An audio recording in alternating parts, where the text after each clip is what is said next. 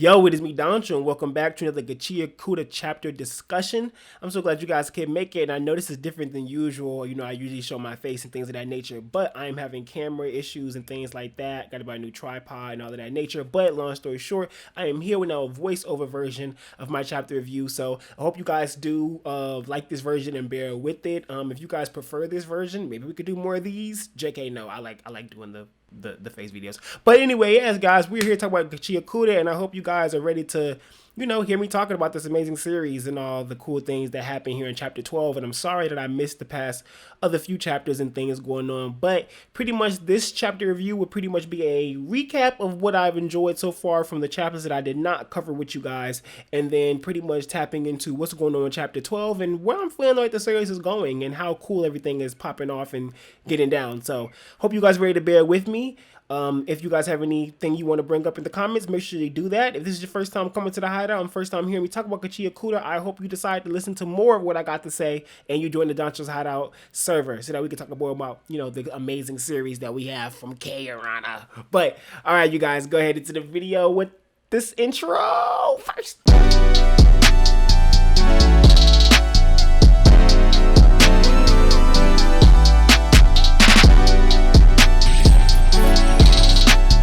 So the last time you guys heard from me for Gachiakuta was from chapter 9, when we first was getting introduced to Ryu and her scissors Jinki, and how she was fighting against that aberrant beast, and we saw Rudo use a little bit of his Jinki powers trying to protect people from the things going on, well, not people, but the supporters specifically, from being attacked from that new aberrant beast. But long story short, with these two new chapters, not only did we see Ryu really showing out, but we also have these really good moments of getting development for Rudo's character. And when I say development, I always want to remind people that when I say development, I do not mean seeing him progress as a character. No, character development is getting more on who a character is and how they think about things. And so in this moment, this character development for Rudo was just understanding that he takes being a janitor seriously and that he's someone who really does observe the things around him in a very serious manner, and he knows how to read a room.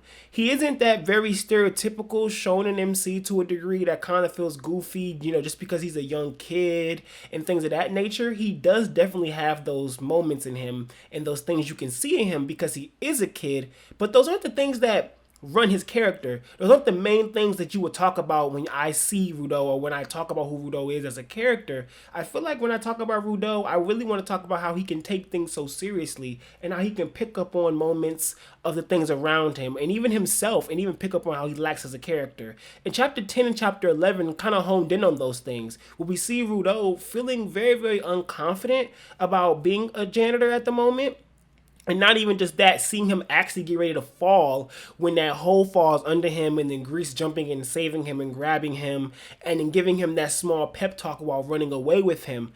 It was just really good moments of seeing that he's a kid, so he's going to have these self-esteem moments, and that he does have these new adults, this newfound family, who can come and give him some backing and make him feel confident in who he is as he now continues in a new world. And so I found that chapter 10 and chapter 11 did a really good job of honing in on these factors, especially when we move forward and we talk about how Rudo had that party thrown from him, and he was very down in the dumps, and he very much was not involved with everyone during the party until Grease came and sat down and talked to him, properly introduced himself, and told Rudo that he was happy that Rudo actually seen him as a person, because other people look down on janitors like him, the support janitors, because they aren't givers. And I just find that these levels of things with his character was really nice. I could talk about a whole bunch more with chapter 10 and 11. If you guys really want me to get down into those chapters, I will for you guys. You just gotta let me know in the comment section below. But let's continue on to chapter 12, right? Because chapter 12 was so fascinating and elevating the story. Because at the end of chapter 11, we know that villain who was torturing those people who were the human traffickers is now coming after Rudo. He knows who Rudo is. He knows what Rudo has going on, and he knows he's a giver, and he wants to try to find him. So now chapter 12 has elevated that. The chapter starts off, of course, with Simu, my wife, my love, my everything, getting a call for a job for the janitors. So she ends up calling Zanka, Grease, and an unknown female support janitor for some help. Rudo was also a part of that, and it seems that Zanka isn't really happy about this. Zanka seems to be against Rudo being along, especially since he isn't officially a janitor. And he says stuff like, why do I need this kid here with me? Why do I need this trainee here with me? I know I'm supposed to be taking care of him, but he isn't necessarily a janitor yet. He hasn't been through the proper channels yet. So until then, I don't want him around. Well, Simiu lets him know that the job that they're dealing with is dealing with a sky person apparently being kidnapped by an aberrant beast. And so they wanted Rudo to join in this mission because it could be something that, one, connects him to figure out how to get back above, and two, it's another sky person. Back to back like that, very rare, something they haven't heard of, based on what we know from these janitors. And the reason why I say that is because of who we're dealing with in this chapter. But bear with me, I'll be back on that later. But anywho, back to what we do know so far, what we are seeing so far. Simiyu says these things, and Rudo kind of starts thinking about it because he seems like he's unconfident about moving forward because he doesn't have a Jinky. He's not really sure how to fight, things of that nature. But he decides he's going to keep moving forward. He has a resolve to him that he wants to stick to, and I respect that for Rudo, and I really like the fact that my MC is moving like this. So now that we know about that, Zonka still comes off a little bit looking at, Rudo like he's not that happiest about it, but whenever they move forward. Before moving forward, though, Simiyu makes a note to say that she was going to call Engine for the job, but he already had a job he had to do, so he couldn't come. But he did say that Zonka's there, so everything will be okay. And Simiyu telling that the Zonka got him too lit, too excited, like he's ready. He's fully motivated. He is a true Engine simp. So it seems that I am the number 2 Engine fan. I was wrong. The number 1 Engine fan is Zonka. He has it. But now that they continue on to the mission, they're on the way toward the contact for this mission. See, the thing is, though, was that Zonka is very skeptical about this mission. A bear beast kidnapping people is very unlikely based on what he's saying. And usually they just attack people outright. And he calls it a mutation, saying ever since Rudo arrived, things have been different. Well, he isn't wrong about saying that ever since Rudo's arrived, things have been different. But he also isn't right because this isn't necessarily true that this aberrant beast was kidnapping people, as we know in this chapter. Long story short, fast forwarding through minute details that aren't too important, we figure out that they are being tricked and that they were tricked into meeting some people they call Vandals. Now, let's not hop too deep into the Vandals yet. Let's talk about what happened leading up to meeting these Vandals. Specifically, when they go up to this room and we see that this little fake girl wearing Sky People clothes sitting in the chair. The fake contact pushes them forward and then they fall down in the pit, ask, is everyone okay? That's what the fake person asks. And then they say, yeah, whatever. And then the person starts transforming out of being a real person into like almost mud, it starts to look like, while saying the sky person is here, hurry. And those 2 Vandals appear. Now, there's some things we have to break down with all of this, right?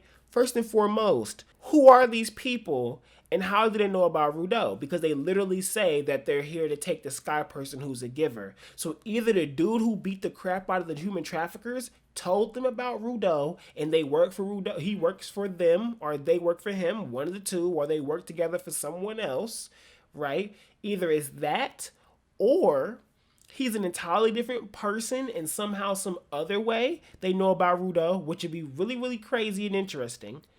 And finally, the other thing I want to talk about is the fact that they even have clothes for Sky People, specifically a little girl. How do they have clothes for Sky People that fit a little girl? It's the same clothes that Rudo wore when he first fell. They're very similar clothing at the least. Not only that, the people that we see, the Vandals, also are wearing very similar clothing to Rudo and the Sky People. It's that same thick sweater looking clothing. Now, at first I was thinking maybe that's just how Kei Urana designs sweaters. But then when you go back and you look through the manga, you even see the regular sky people in the air, who wear regular, almost short sleevish looking things or things that aren't necessarily sweaters, still have that kind of same style with the collars and things of that nature and the sleeves, right? Move on to seeing the people down in the underworld. They are wearing regular short sleeve and long sleeve stuff, regular long pants and shorts. So it makes me just wonder, what is the play here with this style of clothing?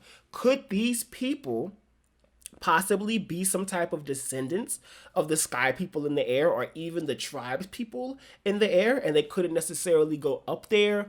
Are these people who did drop down, who survived, and the janitors just aren't aware of all of these different people or sky people that have fallen down, have now maybe created their own negative faction that they now call the Vandals or something of that nature? It's a lot to play with there, right? And the fact that it's a little girl's clothes, they are dropping little girls like that into the abyss up there. I mean, I knew they sucked because they dropped Rudeau, who looks like he's no more than 12 or 13 years old.